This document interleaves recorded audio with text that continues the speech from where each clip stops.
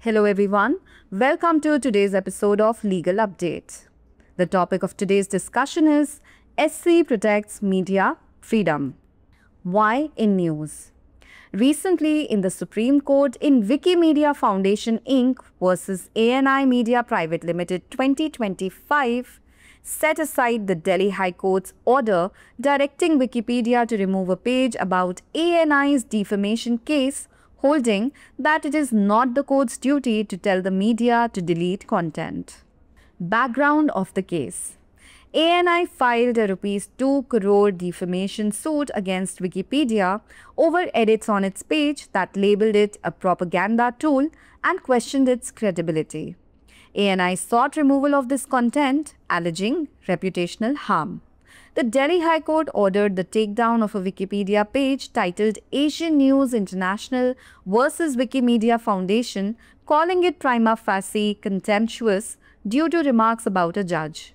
Wikimedia argued the content was user-generated and referenced public reporting, but the court maintained the takedown, leading Wikimedia to appeal to the Supreme Court.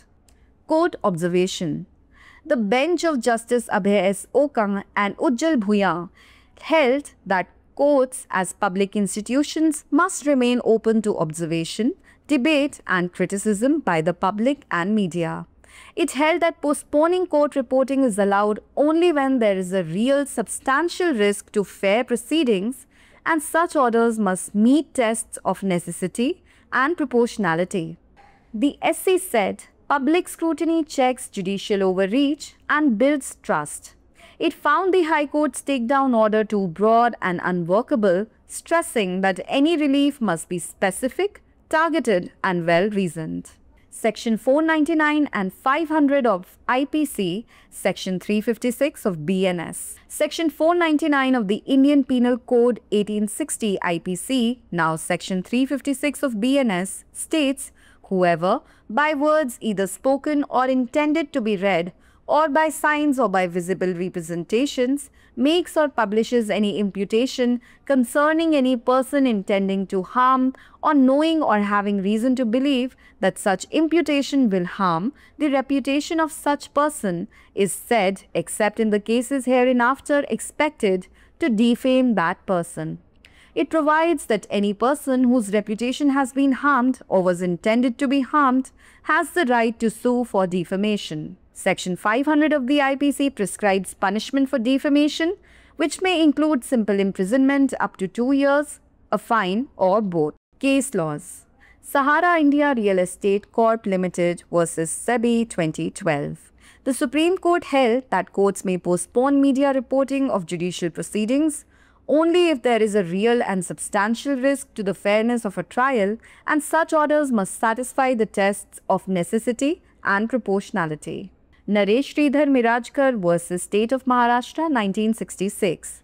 The Supreme Court emphasized that open court proceedings and public scrutiny are vital for transparency, accountability, and maintaining public confidence in the impartial administration of justice. Now is the time for today's practice question. When can courts order removal of defamatory content? A. Only if there is real risk to fair trial. B. In all defamation claims. C. Whenever the claimant feels harmed. And D. If the content is critical of the judiciary.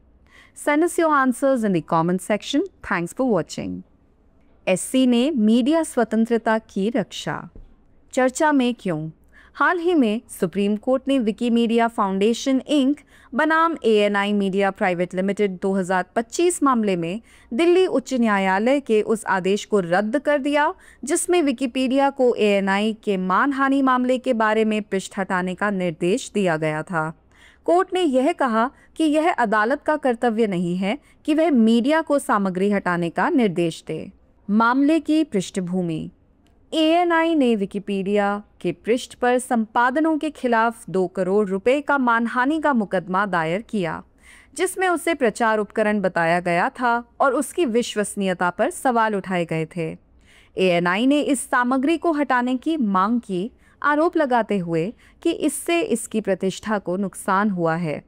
Delhi उच्च न्यायालय ने Asian news international बनाम Wikimedia foundation शीर्षक वाले Wikipedia पृष्ठ को हटाने का आदेश दिया। इसे न्यायाधीश के बारे में टिप्पणी किए जाने के कारण प्राइमा फेसी अवमानना मानते हुए विकिमीडिया ने तर्क दिया कि यह सामग्री उपयोगकर्ता द्वारा उत्पन्न की गई थी और सार्वजनिक रिपोर्टिंग का संदर्भ देती थी, लेकिन अदालत ने पृष्ठ हटाने का आदेश बरकरार रखा, जिसके बाद विकिमीडिया ने सुप्रीम कोर्ट में अपील की।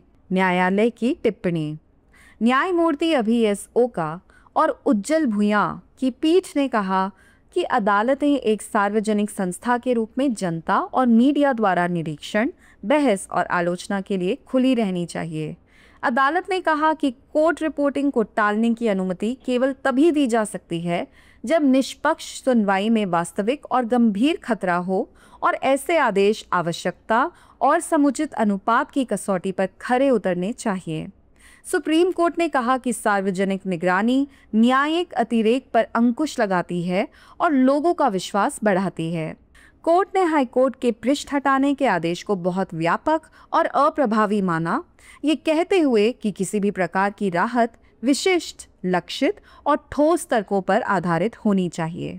आईपीसी की धारा 499 और 500, बीएनएस की धारा 356, भारतीय दंड संहिता 1860, आईपीसी की धारा 499 जो अब भारतीय न्याय संहिता बीएनएस की धारा 356 बन गई है, के अनुसार जो कोई भी व्यक्ति किसी अन्य व्यक्ति के बारे में कोई आरोप लगाता है या प्रकाशित करता है, चाहे वह कथित शब्दों, लिखित शब्दों, संकेतों या दृश्य प्रस्तुतियों के माध्यम से हो और उसका उद्देश्य उस व्यक्ति की प्रतिष्ठा को हानि पहुंचाना हो, या उसे यह ज्ञात हो या यह विश्वास करने का कारण हो कि ऐसा आरोप उस व्यक्ति की प्रतिष्ठा को हानि पहुंचाएगा, तो कुछ अपवादों को छोड़कर उसे उस व्यक्ति की मानहानि करना माना जाएगा।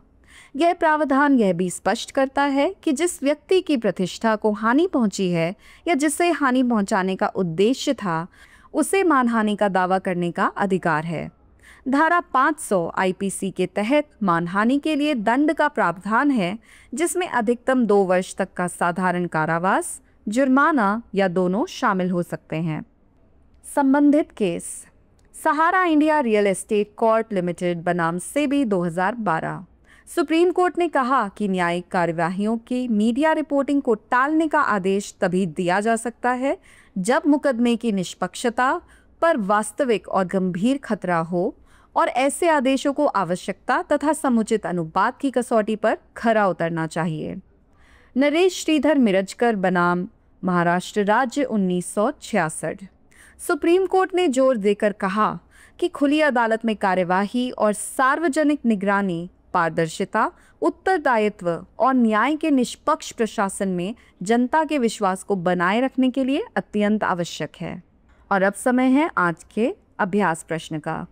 अदालतें मानहानिकारक सामग्री को कब हटाने का आदेश दे सकती हैं? ए. केवल तब जब निष्पक्ष सुनवाई को वास्तविक खतरा हो। बी. सभी मानहानि के दावों में।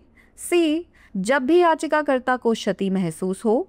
और डी. यदि सामग्री न्यायपालिका की आलोचना करती हो। अपना उत्तर हमें कमेंट बॉक्स पर ज़रूर भेजें। देखने के लिए धन्यवाद।